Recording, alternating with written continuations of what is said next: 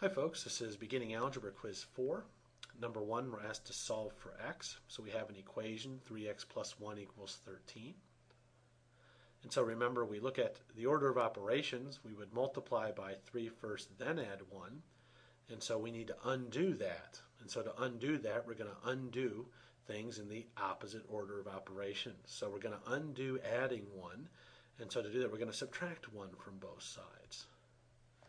And so I get 3x equals 12. And to undo multiplication by 3, I'm going to divide both sides by 3. And so then I get x equals 4. And remember, we can always take our solution to the original problem, check it. 3 times 4 is 12, plus 1 is 13. And so that'll do it for letter A.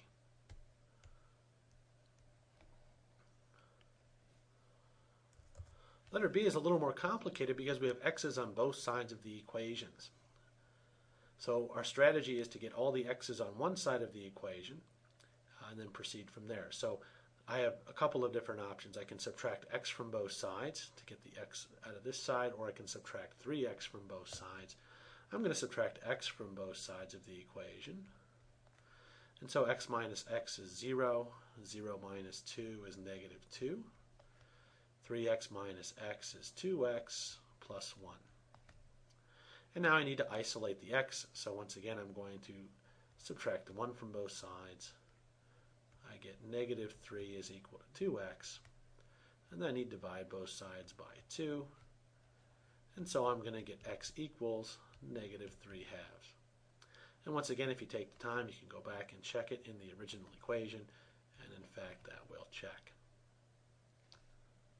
And that'll do it for letter B. Letter C, we have another complication. Not only are x's on both sides, we also have some parentheses we need to clear. So we'll clear these parentheses using the distributive property. So we have 3 times x, or 3x, minus 3 times 1, 3, minus 5 equals x. And let's go ahead and gather the like terms here. 3x minus 8 equals x. And we're in the same situation we were before. We need to gather the x's on one side. So I'll subtract 3x from both sides. That's one way to go about it.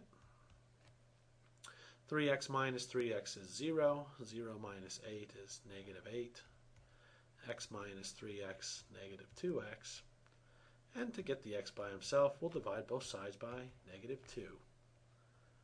So then x is equal to negative 8 over negative 2, which is 4. And once again, we could always go back and check our answer. And that'll do it for quiz 4.